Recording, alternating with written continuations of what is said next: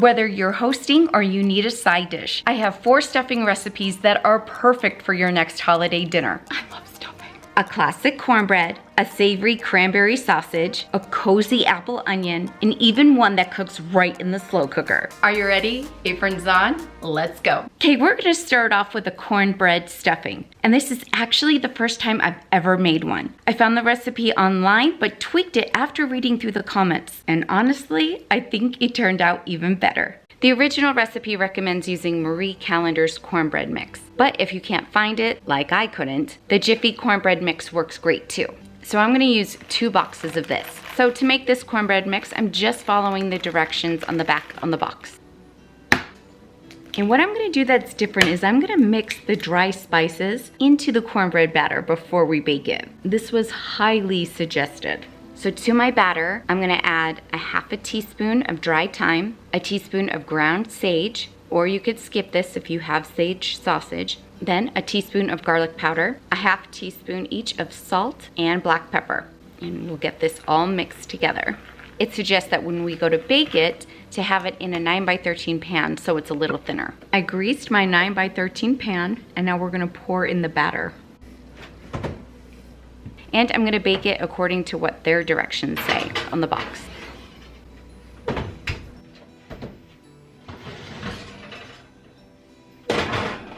Okay, once it's baked, we can let it dry out overnight, or if you're short on time, and I wanted to do this faster too, there is a way to dry it out faster. Just set your oven to the lowest temperature or up to 200 to 225 degrees. And you can have the cornbread sit in there for about an hour. So for me, what I'm gonna do is I'm gonna take this out, cut it in half, and lay it on this baking sheet, and then pop it in the oven. And I'm gonna do this for about an hour until it feels firm and dry. For this recipe, I am using Jimmy Dean regular sausage, and you'll need about 3/4 cup of chopped onion and 3 stalks of celery chopped. Also optional, if you would like, you can use up to a half cup of chopped mushrooms. And I'm definitely doing that, and I'm using baby portobello. Those are done. Okay, in a large skillet, we're gonna cook the sausage until it's all browned. And when it's done, add it to a bowl and set it aside. And then to your pan, add a tablespoon of butter with your onion and celery and mushroom, and saute this up until it's nice and soft. And you can drain any excess grease if you'd like. All right, to my pan, I'm gonna add back in my cooked crumbled sausage. To a large bowl, we're gonna crumble or cube up our cornbread. We're gonna need 1 beaten egg, and I'm gonna add that in just a minute. Okay, grab your chicken stock or broth, and we're gonna need up to 1.5 cups. We're gonna add the sausage mixture and some chicken broth. I added in 1/4 cup at a time to get it to the moisture that I want it. I don't want it too dry, and I don't want it soggy either.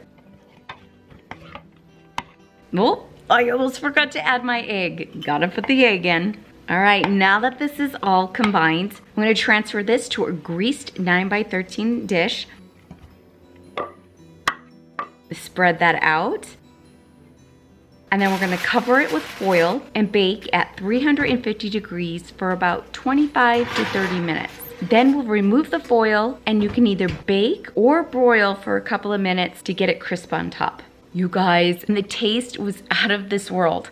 I am so excited to have a yummy cornbread stuffing now. Next up is my cranberry sausage stuffing. It's savory, a little sweet, and full of texture. Okay, over medium-high heat, you're gonna add your sausage to a big skillet, and you're gonna cook it for 3 minutes, breaking it up. Add 1.5 cups of chopped onion and celery.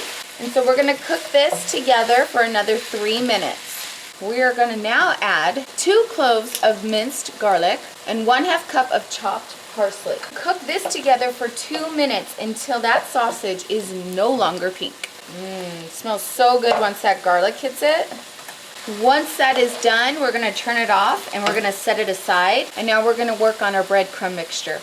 In a bowl, you're going to add 14 ounces of chicken broth, 1/2 cup of melted butter, and for all the seasonings, you're gonna add 1/2 teaspoon. So we have salt, black pepper, rubbed sage, dried thyme. Give this a little mix. Then you're gonna put in a really big bowl your 12 cups of dried bread cubes, And then we're gonna pour the mixture over it. And we are going to toss this together. You could fold in your 1 cup of dried cranberries. And then you're going to combine your sausage mixture in with those bread cubes. And if you don't like dried cranberries, you can do what I do with my other stuffing recipe. I'll leave the link below. You can add chopped apples if you want. So good. We're gonna spoon this into a greased 13 by 9 baking dish. And you're gonna have your oven already preheated at 350 degrees. Okay, this is gonna bake uncovered for 40 to 45 minutes or until golden brown. And here it is, you guys. It smells so good. Oh, wow. That is so good. And if you love pecans, you'll love it in this as well. If you love a stuffing that's a little unexpected, you have to try this apple onion version. It's Rachel Ray's recipe, and the combination of sweet apples, onions, and herbs is incredible. Okay, I have my heat on. I'm gonna add some olive oil. You can add a whole stick of butter to this if you want. I'm probably putting 6 tablespoons or so. I'm gonna add 1 medium onion chopped, and then I'm gonna add 3 to 4 celery stalks in with this. We're also gonna throw a bay leaf in there. Next, what I'm gonna add is some poultry seasoning. The recipe calls for 2 tablespoons, but for us, when the first time I made this, that was way too much. So I always start with about a tablespoon. And then to this, I'm gonna add some salt and pepper. We're gonna saute this up, get them a little soft. Okay, these are getting pretty soft. I'm gonna add my apples to the pan. So I have 3 Honey Crisps here. This is when you would put in your fresh parsley. I am just gonna put some dried in. First time I ever made this, I cooked the apples too long, so I don't like to do that, because this is gonna bake in the oven as well. We're gonna add our stuffing to it. This is 8 cups of cubed stuffing. Use any kind that you'd like. Next, you're gonna need 2 to 3 cups of chicken stock or broth. And I always put in 2 cups first, and then see where I need from there. We just wanna moisten up the breadcrumbs. We don't wanna get them like sopping wet. So, I'm gonna mix this all together. All right, this is good. I am not gonna put in my 3rd cup.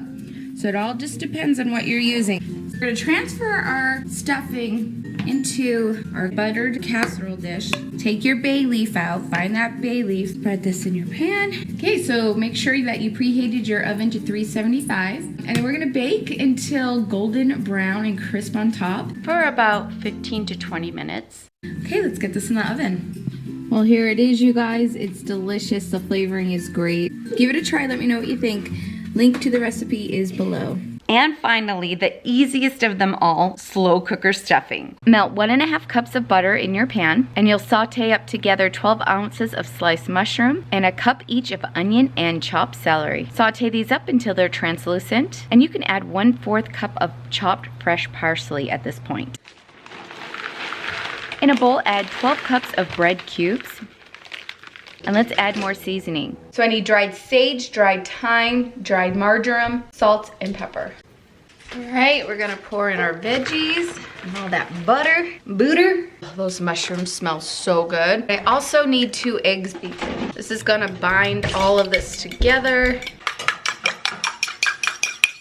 This calls for 4½ cups of chicken broth, or as needed. I don't want it too soggy. So I am gonna start with the can. All right, it's at a pretty good point, but I am gonna add some more. I'm liking this. This is going to cook on high for 1.5 hours or low for like 8. I do fluff it up periodically, and sometimes I put a paper towel in to collect the moisture. So this is perfect, and I'm stirring and fluffing it because it's been cooking for a while. I'm gonna put this on warm until we're ready to eat, but it tastes really good.